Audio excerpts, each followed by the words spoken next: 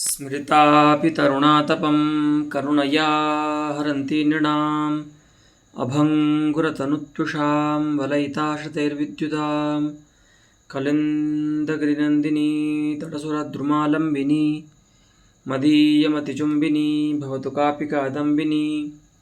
इह रसगङ्गाधरस्य पाठक्रमे द्वितीयान्ने अर्थालङ्काराणां निरूपणप्रस्तावः अस्माकं जायते। तत्र रूपकालङ्कारस्य विषये अस्माकं विचारः प्रवर्तते। तत्र यथा उपमायां साधारणधर्मस्य चातुर्विध्यं भवति, तत्र क्वचिदयं धर्मः अनुगामी भवति, क्वचित् उपचरितो भवति, क्वचित् बिम्बप्रतिबिम्बभावापन्नो भवति, क्वचिच्च शब्दरूपः भवति। एवम् अत्रापि रूपकेऽपि अयं धर्मः चतुर्विधो भवति। तत्र प्रत्येकं साधारणधर्मस्य तत्रापि चतुर्विधस्यास्य धर्मस्य द्विधा प्रयोगः अस्माभिः द्रष्टुं शक्यते रूपकालङ्कारे। क्वचित् अयं धर्मः प्रसिद्ध्यनुरोधेन अवश्यम् उपादानं नापेक्षते, अतः तत्र कविः साधारणधर्मवाचकं पदं न प्रयुङ्क्ते। क्वचिच्च तावान् प्रसिद्धः अयं साधारणधर्मो न भवति उपमानोपमेयोः, अतः तत्र अप्रसिद्धस्य धर्मस्य ज्ञानाय धर्मवाचकस्य पदस्य उपादानं वाक्ये भवति इत्यपि ज्ञातव्यं। तत्र प्रत्येकं साधारणधर्मस्य क्रमेण उदाहरणं प्रस्तौत्याचार्यः। स एव अस्माकम् अद्यतनपाठः अस्ति। अद्यतनपाठस्य प्रथमा पंक्तिरस्ति उपात्तः अनुगामी यथा जडान् अन्धान् पंगून् प्रकृतिवधिरान् उक्ति विकलान् इत्यादि पद्य का पाठ यहीं से प्रारंभ हो रहा है। देखिए,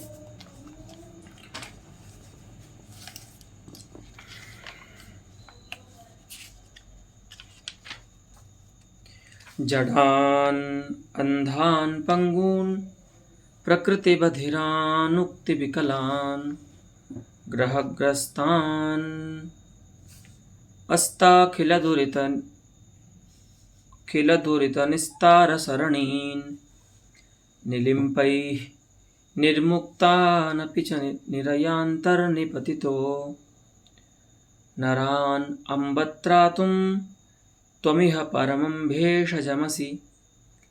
कश्चित् भक्तः भागीरथीं गंगां स्तुवन् इत्थं ब्रूते यत् हे अम्ब, हे मातः, त्वम् इह अस्मिन् मृत्युलोके परमं भेषजमसि, तुम यहाँ पर सबसे उपयुक्त औषधि हो, है ना।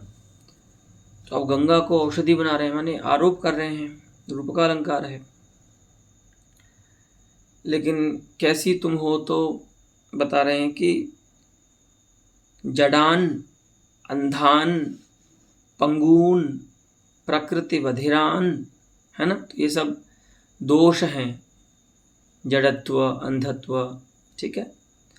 तो एतद् दोष दुष्टान जनान, तो जड़ मनुष्यों को और अंधे लोगों को और पंगुओं को, जो चल नहीं सकते, जिनमें पाद दोष है, प्रकृति बधिरान, जो जन्म से ही, प्रकृति से ही कैसे हैं, बधिर हैं,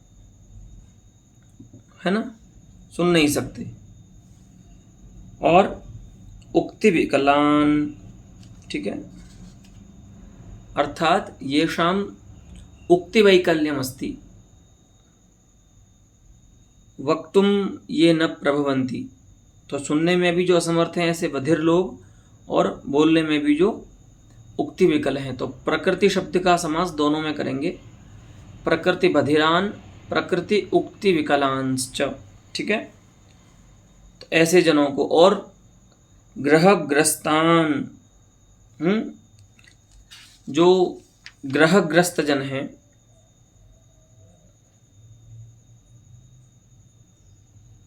माने शनि आदि ग्रहों के द्वारा जो जकड़े गए हैं, जिनकी कुंडली में ग्रहों का वैपरीत्य है, ग्रहग्रस्तान, और कैसे हैं, अस्ताखिल दुरित निस्तार सरणीन।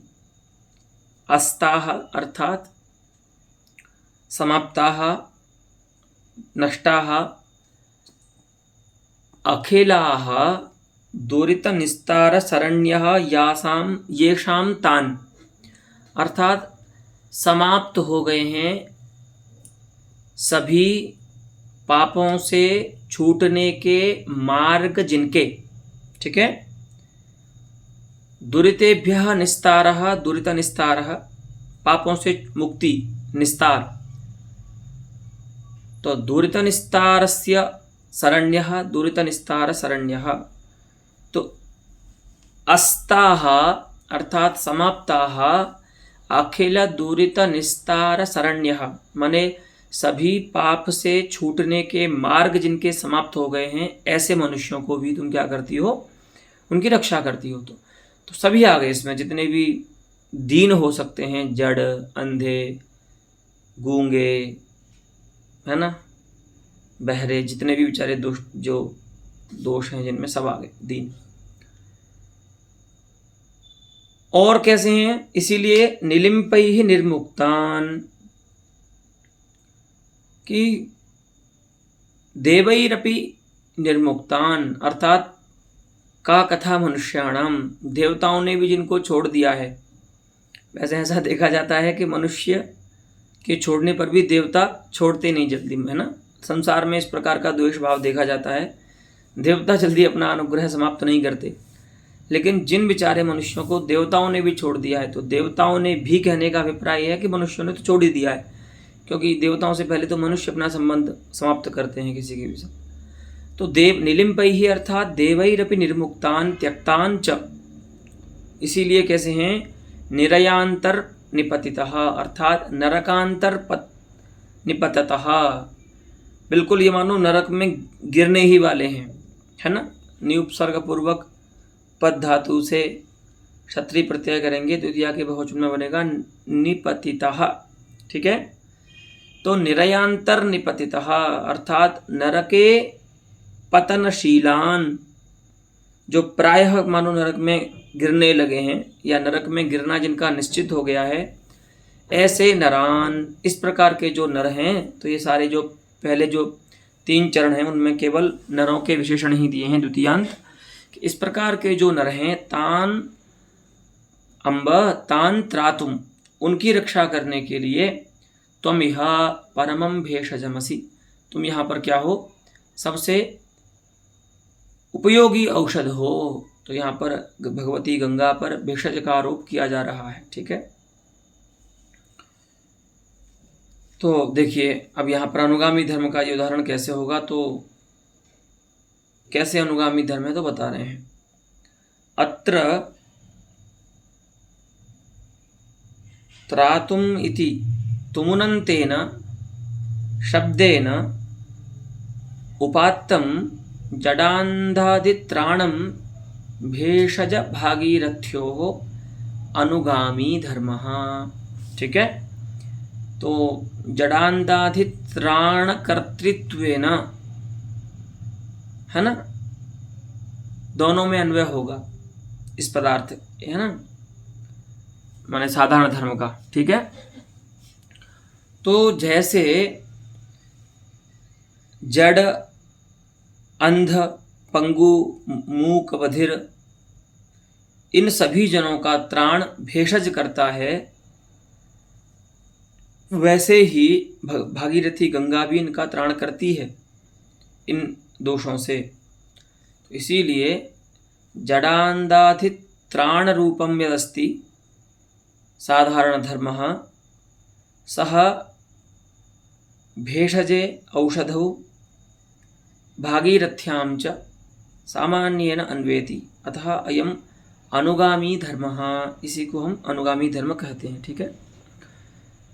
अयमेव अनुक्तः यथा नारायण, और यही अनुगामी धर्म, क्योंकि बताया था ना प्रत्येक जो धर्म है वो 2 प्रकार से हो सकता है, या तो उपात्त हो सकता है या अनुपात्त हो सकता है।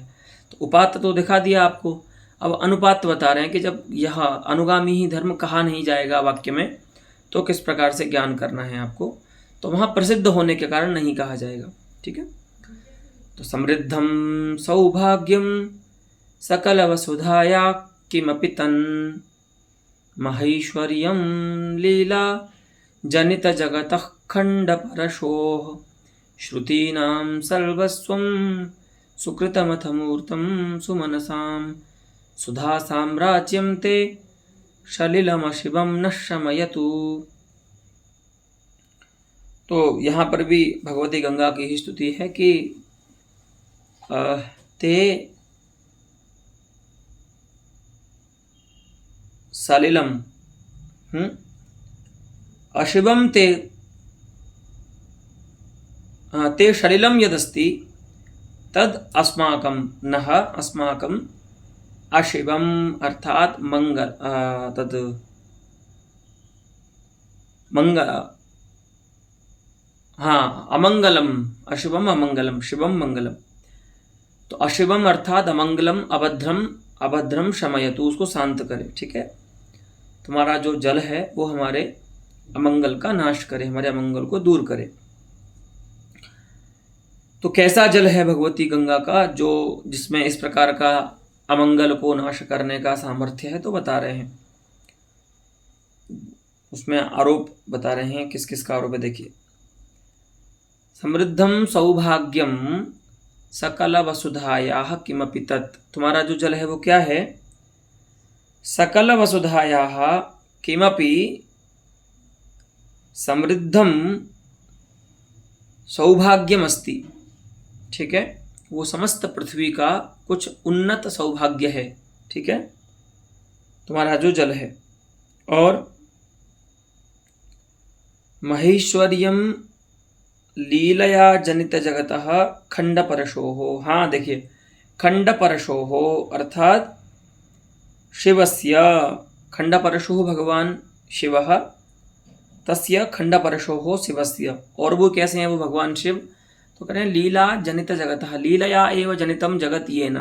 ठीक है, लीलया जनितम लीला जनितम जगत येन सह लीला जनित जगत शिवः तस्य लीला जनित जगतः शिवस्य। ठीक है, माने क्रीडा में ही जिन्होंने जगत की सृष्टि कर दी है, ऐसे जो शिव हैं, तो ऐसे शिव का क्या है, महेश्वर्यम विभूति रूप है तुम्हारा जो जल है। तो दूसरा आरोप किया, पहले सौभाग्य का आरोप किया, पृथ्वी के सौभाग्य का आरोप किया, पृथ्वी की सुंदरता का आरोप किया गंगा के जल पर, फिर भगवान शिव के महेश्वर्य का आरोप किया। ठीक है, उसके बाद कहते हैं श्रुतीनाम सर्वस्वम, श्रुतीनाम अर्थात वेदानाम सर्वस्वम अस्ति, अर्थात सारः अस्ति, जितने भी वेद हैं उन सभी का सार भी क्या है, तुम्हारा ये जल है। और क्या है, सुमनसाम मूर्तम सुकृतम अस्ति, देवता जो हैं उन देवताओं का मूर्त पुण्य है। यद्यपि पुण्य पाप जो होते हैं वो मूर्त नहीं होते हैं, लेकिन यहाँ पर कवि की ये प्रतिभा से निष्पन्न अर्थ है कि ये क्या है, तुम्हारा जो जल है गंगा, वो देवताओं का मूर्त पुण्य ही है। ठीक है, तो इस प्रकार से चार आरोप किए गए। और एक और किया गया अंतिम में, सुधा साम्राज्यम अमृतस्य साम्राज्यम विस्तृतम रूपमस्ति। ठीक है, इस प्रकार से 6 आरोप किए गए सलिल पर। तो सलिल यहाँ पर आरोप का विषय है। और उसमें देखिए, पहला आरोप्यमाण है सौभाग्य, दूसरा आरोप्यमाण है महेश्वर्य, तीसरा आरोप्यमाण है श्रुति नाम सर्वस्व, चतुर्थ है देवताओं का मूर्त पुण्य सुकृत होना, और पांच ही हैं, पांचवा है अमृत का साम्राज्य। ये 5 उपमान हैं जिनका तादात्म्य यहाँ पर भगवती गंगा के जल में विवक्षित है कवि को। तो एतादृशम एतदेतदभिन्नं यत्ते सलिलमस्ति तद नः नाम अस्माकं अशिवम अर्थात अमंगलम शमयतु दूरीकरोतु। ठीक है, तो यहाँ पर आप देख रहे हैं किस पांचों रूपकों में से किसी भी रूपक का साधारण धर्म उक्त नहीं है। तो यहाँ पर प्रसिद्ध हैं इसलिए वो कहे नहीं गए हैं, और उनकी उपपत्ति में उनका निदर्शन कर रहे हैं आचार्य। देखिए, अत्र सौभाग्य भागीरथ्योः स्वभाव व्यापक दौर्भाग्यत्व, अर्थात जहाँ पर माने स्वभाव से व्यापक है दौर्भाग्य, जहाँ पर माने जहाँ ये पदार्थ रहेगा, सौभाग्य पदार्थ जहाँ रहेगा वहाँ दौर्भाग्य नहीं रहेगा। तो उसी प्रकार से जहाँ पर भागीरथी का जल रहेगा वहाँ पर दौर्भाग्य नहीं रहेगा। इसीलिए सौभाग्य के अभाव में ही दौर्भाग्य रह सकता है। एतद रूप साधारण धर्म से सौभाग्य तादात्म्य जो है वो भागीरथी के जल में इन्होंने यहाँ पर ग्रहण किया। और दूसरा बताते हैं परमोत्कर्षादायकत्वादि अनुपातः प्रतीयमानो धर्म। हाँ, और एक और बात है, जैसे सौभाग्य परमोत्कृष्ट होता है उसी प्रकार से गंगा अथवा परमोत्कर्ष का आधायक होता है, उसी प्रकार से गंगा का जल भी परमोत्कर्ष का आधायक है, परमोत्कर्ष को करने वाला है।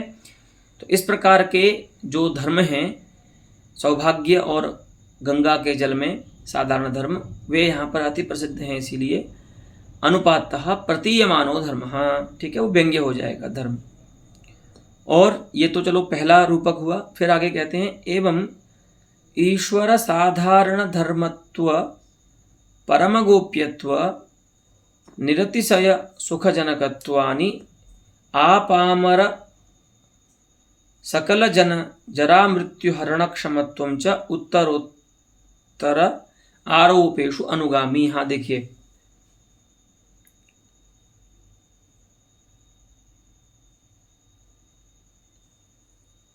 इसके अतिरिक्त जो 4 आरोप बचे हैं वहां पर क्रम से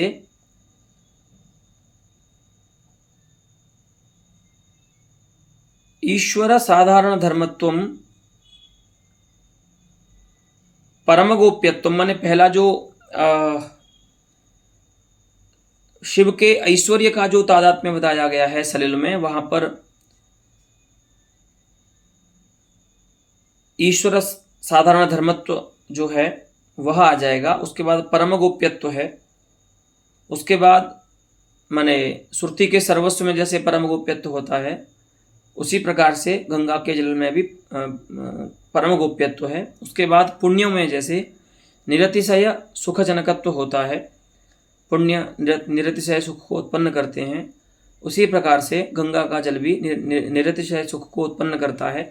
तो ये वहाँ पर हो जाएगा। और जिस प्रकार से सुधा में यानी अमृत में कोई भी व्यक्ति हो उसकी जरा को समाप्त करने का सामर्थ्य होता है, उसी प्रकार से गंगा के जल में भी जरा मृत्युहरण क्षमत्व रहता है। आपामर सकल, तो माने जैसे अमृत भेद नहीं करता कि बूढ़ा पी रहा है जवान पी रहा है, ऐसे ही गंगा का जल भी उसमें जो स्नान करता है उसका जो सेवन करता है उसमें भेद नहीं करता, वो भी क्या करता है, सकल जन जरा मृत्यु हरण क्षम है। ठीक है, जरा और मृत्यु आदि का हरण में समर्थ है। इस प्रकार से जो अंतिम 4 आरोप हैं, रूपक हैं, उनमें आपको अनुगामी धर्म को समझना चाहिए। ठीक है, एक एक आरोप में आप देख लेंगे इसको। ठीक है, एक आरोप का अलग से बता दिया, सौभाग्य का जो आरोप है सलिल में उसका अलग से बता दिया, और 4 जो अंतिम आरोप है उनका एक साथ इन्होंने बता दिया है। ठीक है, बिंब प्रतिबिंब भावापन्नो विशिष्ट रूपक प्रसंगे निरूपितः। हाँ, बिंब प्रतिबिंब भावापन्न जो साधारण धर्म है वो विशिष्ट रूपक के स्थल में कुंकुम द्रवलिप्तांग इत्यादि स्थल में बताया जा चुका है। अब आपको याद होगा 1-2 पाठ पहले ही हमने पढ़ा था, यहाँ पर कुंकुम द्रवलिप्तांग काषाय वसनो यति, वहाँ पर जो यति है वो उपमान बनता है, और संध्या का जो संध्या काल जो है वो उपमेय बनता है। ठीक है, वो पद्य है, उसका पूर्वार्ध ये है कुंकुम द्रवलिप्तांग काषाय वसनो यति इत्यादि पद्य है। तो वहाँ पर विशिष्ट रूपक आपको जान लेना है, तो इसलिए उसका पृथक उदाहरण नहीं दे रहे हैं। सीधा उपचरित में आते हैं। देखिए,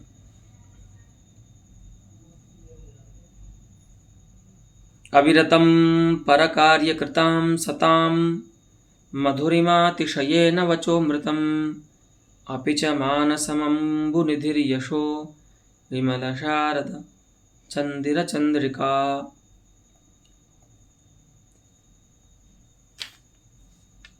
अविरतम परकार्यकृतां सताम, माने जो निरंतर परोपकार में रत रहते हैं, ऐसे जो पर कार्यकृत जन हैं, तो वो कौन हो सकते हैं? सज्जन ही हो सकते हैं। तो वही कह रहे हैं कि पर कार्यकृताम, कुर्वंत ये कृत धातु का रूप है षष्ठी विभक्ति के बहुवचन में, ठीक है। परेशां कार्यम पर कार्यम माने परोपकारः, तस्य कृतः तेषां परकार्य कृतां सतां। तो दूसरे के कार्य में जो अविरत रत रहते हैं, ऐसे सज्जनों का। तो अब यहाँ पर इस षष्ठ्यंत पद का प्रत्येक प्रथमांत के साथ समास होगा। देखिए, मधुरिमातिशयेन वचोमृतम, उनका जो वचन है, उनकी जो वाणी है, वो मधुरिमातिशय के कारण, अतिशय माधुर्य के कारण क्या होती है? अमृत होती है, ठीक है, अमृत है। और अपिच मानसम अम्बुनिधि, उनका जो मन है वो समुद्र है, अम्बुनिधि, ठीक है। अच्छा, उनका जो यश है वो क्या है? तो कह रहे हैं विमल शारद चंदिर चंद्रिका।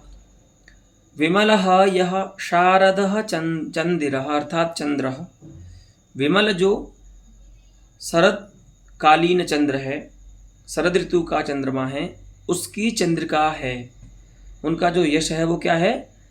स्वच्छ जो शरदकालीन चंद्र है उसकी ज्योत्सना है। तो यहाँ पर आप देखिए, वचन, सज्जनों के वचन, उनका मन और उनका यश, ये तीन आरोप विषय हैं।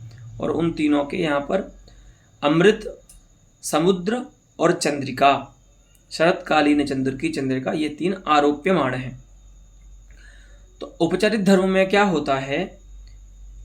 उपमान में जो सत्ता होती है उस धर्म की, वह वास्तविक होती है, और उपमेय में जो सत्ता होती है वो अवास्तविक होती है, ठीक है। उसको उपचार से वहाँ पर माना जाता है, ठीक है। तो वही बता रहे हैं, अत्र अमृत रूप के विषये वचसी उपचरितः मधुरिमातिशयः। देखिए, तो यहाँ पर एक जगह तो क्या है, शब्द के द्वारा कहा गया है। अब देखो, यहाँ पर ये अलग उदाहरण नहीं दे रहे हैं। उपचरित साधारण धर्म जब होगा तो शब्दोपात्त और अनुपात दोनों का ही एक ही पद्य में उदाहरण दे रहे हैं, ठीक है।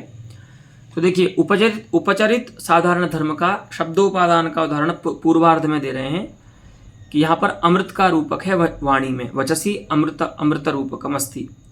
तो तस्मिन् अमृत रूपके विषये वचसी, जो आरोप का विषय है, उपमेय है वचन, वाणी, उसमें मधुरिमातिशय, माधुर्य वस्तुतः अमृत का धर्म है, वाणी में कैसा माधुर्य होगा, है ना। तो मधुरिमातिशय जो है वह वाणी में उपचरित है, अवास्तविक है, और वह शब्द के द्वारा कहा गया है। इसीलिए अयम साधारण धर्म शब्दोपात्तः उपचरितः अस्ति। अच्छा, इसी पद्य के उत्तरार्ध में देखें आप, दो रूपक हैं वहाँ पर, अम्बुनिध्यादि रूपके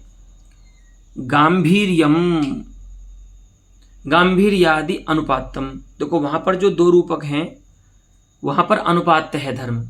तो वहाँ पर कौन कौन से धर्म हो सकते हैं? तो देखिए, समुद्र में गांभीर्य होता है, तो राजा के हृदय में भी गांभीर्य बताया जा रहा है।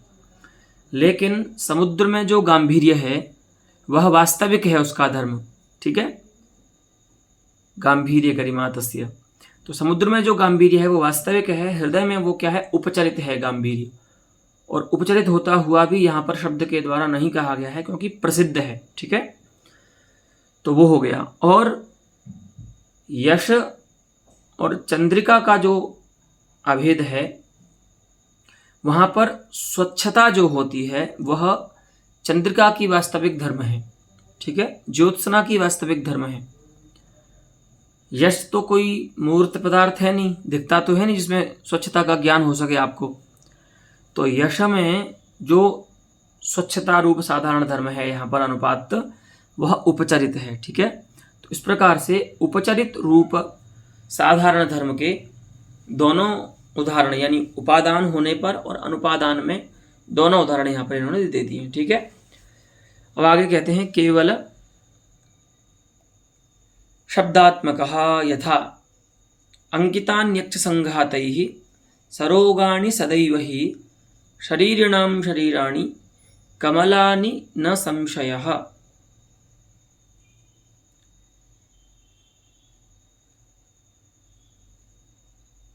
देखो,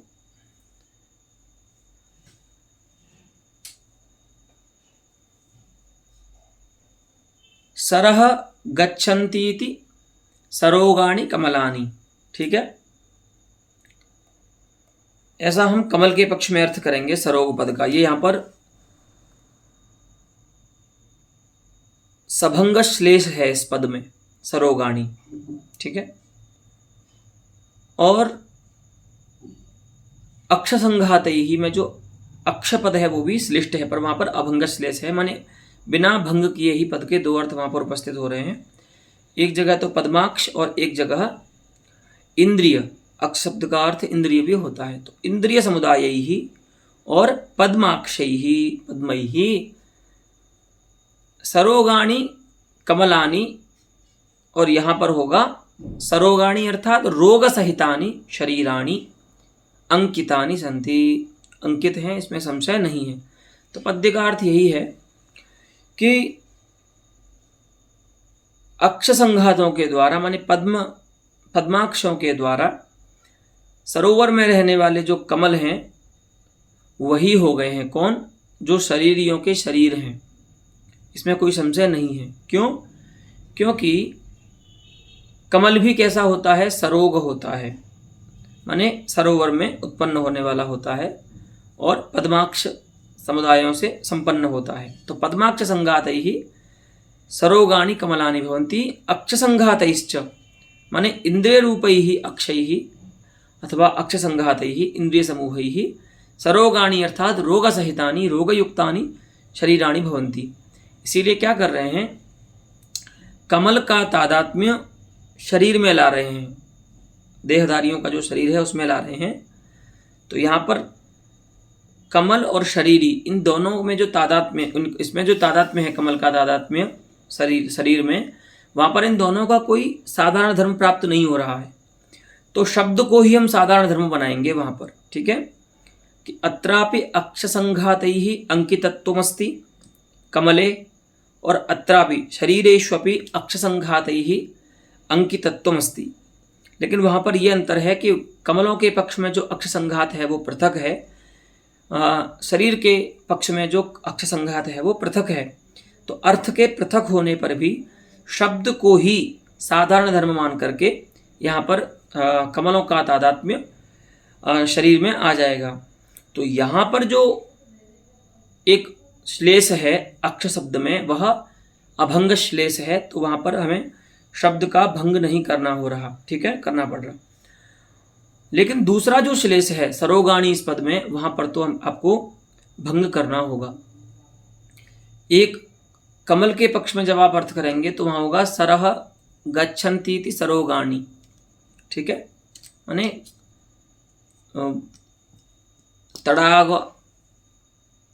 तड़ागाणी। ठीक है, और शरीर के पक्ष में जब अर्थ करेंगे तो उसकी व्युत्पत्ति होगी रोग सहितानि सरोगाणि, रोगैहि सहितानि सरोगाणि। ठीक है, तो यहाँ पर जो श्लेष है वो सभंग श्लेष है। जो भी हो, दोनों ही पद जो पद हैं अक्ष और सरोग पद, वे दोनों ही पक्षों में अर्थ तो पृथक कर रहे हैं। शरीर पक्ष में पृथक अर्थ है और आरोप्यमाण के पक्ष में पृथक अर्थ है, लेकिन अर्थ का भेद होने पर भी शब्द रूप साधारण धर्म को मान करके भी सादृश्य या अभेद माना जा सकता है, ऐसा प्राचीन अलंकारिकों का भी सहमति है। तो वही बता रहे हैं कि अत्र सरोग शब्दादि उपात्त एव प्रतीयते न तो लुप्तः। यहाँ पर शरोग आदि शब्द जो हैं तो वे उपात्त ही हैं। हाँ, इसमें ये समझना है कि इन चारों धर्मों में से जो शब्दात्मक साधारण धर्म होता है वहां पर दो स्थितियां नहीं हो सकती। जो बताया था ना कि उपात्त और अनुपात्त साधारण धर्म, तो वहां पर अनुपात्त वाली बात ही नहीं है, क्योंकि वहां पर अर्थ रूप नहीं है साधारण धर्म जो वो प्रतिमान व्यंग्य हो जाए। वहां पर शब्द ही साधारण धर्म होता है, इसीलिए उसको उपात्त होना ही होगा। अनुपात्त दशा में तो साधारण धर्म होगा ही नहीं, क्योंकि साधारण धर्म वहां पर शब्द रूप ही था। तो अगर आप उपादान नहीं करेंगे तो वहां पर साधारण धर्म का ज्ञान नहीं होगा। इसीलिए बोल रहे हैं अत्र सरोग शब्दादि ही उपात्त एव प्रतीयते। जो शब्दात्मक साधारण धर्म होता है वह उपात्त होकर के ही प्रतीत होता है, अनुपात्त माने लुप्त होकर के प्रतीत नहीं होता। तो वहां पर बता रहे हैं कि जो दो शब्दात्मक साधारण धर्म हैं उनमें जो पहला है शब्द वह आद्य अभंग श्लेष, वहां पर अभंग श्लेष है। और द्वितीय जो सरोग पद है, द्वितीयस्तु भग्न, दूसरा तो भग्न श्लेष का उदाहरण है। इस प्रकार से यहाँ पर दो शब्दात्मक साधारण धर्म से कमलताद्रूप्य की प्रतीति शरीरों में होती है। ठीक है। अयमेव साधारणः यत्र युक्ति रूपेण उपन्यस्यते तद्धेतु रूपकम। अच्छा, हाँ देखिए, ये तो अभी सामान्य बात है कि किसी कथन या सिद्धांत की वाद की सिद्धि करने के लिए युक्ति रूप में इन शब्दों का कथन नहीं किया गया है। लेकिन अगर यही माने शब्दात्मक साधारण धर्म को कहीं पर आप युक्ति रूप में कह देंगे, माने वो युक्ति के रूप में उपात्त होगा, तो वहां पर उस रूपक को हम हेतु रूपक कहते हैं। ठीक है। उसका उदाहरण यहां पर दे रहे हैं, आगे देखिए। पंच शाख प्रभो यस्ते शाखा सुरतरो रसौ अन्यथा नेन पूर्यन्ते कथम सर्वमनोरथाः। कस्यचित् राज्ञः स्तुतिवाक्यमिदं यत्र कश्चित् कविः कथयति हे प्रभो, हे राजन्, असौ ते पंच शाखः अर्थात हस्तः, पंचः शाखाः यस्य अर्थे अंगुलयः यस्य सः पंचशाखः हस्तः। सः हस्तः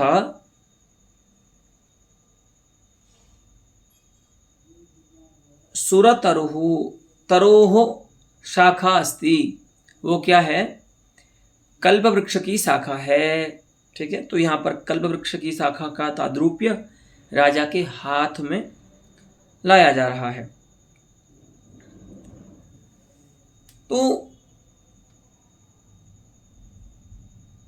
आरोप प्रमाण तो कल्पतरु माने कल्प वृक्ष की शाखा हो गई, और आरोप विषय हो गया पंचशाख माने राजा का हाथ। अब यहाँ पर साधारण धर्म क्या है? तो उत्तरार्ध जो है वो साधारण धर्म है, शब्द जो वाक्य है, अन्यथा नेन पूर्यन्ते कथम सर्व मनोरथा। अगर ऐसा नहीं है तो सर्व मनोरथों को ये कैसे पूर्ण करता है?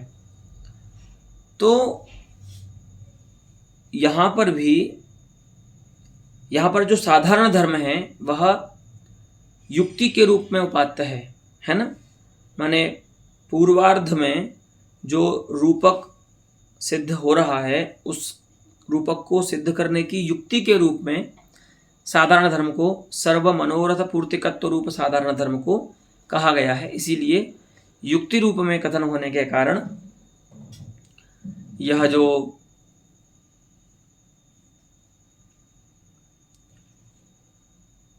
साधारण धर्म है, यह जो रूपक है वो हेतु रूपक कहलाएगा। ठीक है। कल्पवृक्ष शाखा नामेव मनोरथ पूर्वकत्वात् शाखा हस्तयोः रूपकम शाखा शब्द साधारण, शाखा शब्द को साधारण बता रहे हैं। ठीक है। और वहां अब यहाँ पर तो एक ही हेतु था, अब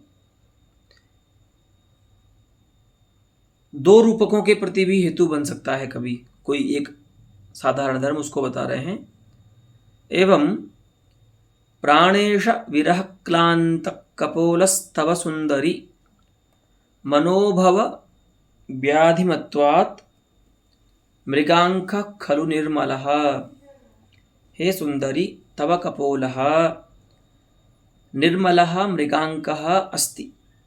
इस प्रकार से यहाँ पर वाक्यार्थ उत्पन्न होगा कि हे सुंदरी, यह जो प्रियतम के विरह से क्लांत माने विच्छाय तुम्हारा जो कपोल हो गया है वो क्या है, तो निर्मल मृगांक माने चंद्र के समान है। अब यहाँ पर जो मृगांक शब्द है वह श्लिष्ट है, उसका चंद्र रूप अर्थ तो होता ही है।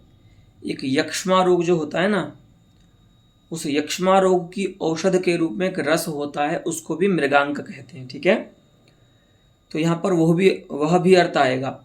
तो यहाँ पर जो आरोप्यमाण हैं वो श्लेष के द्वारा दो होंगे, एक तो मृगांक रूप रस और एक मृगांक माने चंद्र। तो मृगांक रसाभिन्नः कपोलः और चंद्राभिन्नः कपोलः अस्ति इति अत्र वाक्यार्थः उपपन्नो भवति। तो यानी कि दो रूपक हुए, जहाँ पर एक में आरोप्यमाण होगा मृगांक रस और एक में आरोप्यमाण होगा मृगांक चंद्र। खैर, अब जो मनोभव व्याधिमत्व शब्द है ये साधारण धर्म है दोनों में रूपकों में। ठीक है, तो माने कपोल में क्या रहता है, मनोभव व्याधिमत्व जो है, तो उसको बता रहे हैं कि कामजन्य विशिष्ट मनोव्यथा युक्तत्वात्, क्योंकि प्राणेश का विरह है इसीलिए मनोभव माने काम की व्याधि वाला है, काम की व्याधि से युक्त है इसका कपोल नायिका का। तो मनोभव व्याधिमत्व रूप जो धर्म है, अर्थ है, वह कपोल में होगा कामदेव की व्यथा से युक्त होने वाला, ऐसा कपोल है। ठीक है, अब यही जो शब्द है इन दोनों का, इसका जो अर्थ होगा वो भी श्लिष्ट होगा और उसको दोनों उपमानों के साथ अन्वित होना होगा। यानी मृगांक रूप रस में भी मनोभव व्याधिमत्व होना चाहिए और चंद्र में भी मनोभव व्याधिमत्व होना चाहिए। तो वहां पर पहले मृगांक रूप रस में क्या आएगा, मनोभव व्याधिमत्वात्।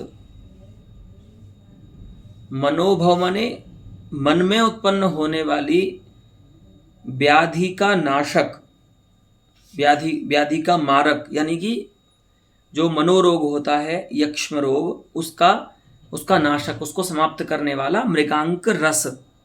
तो मनोभव व्याधिमत्व जो है वो मृगांक रूप रस में भी आ गया, भले भिन्न हो लेकिन आ गया। और चंद्र पक्ष में अर्थ करेंगे तो काम भावनाधिक्य प्रयुक्त राजयक्ष्माख्य रोगवत्वाच्च,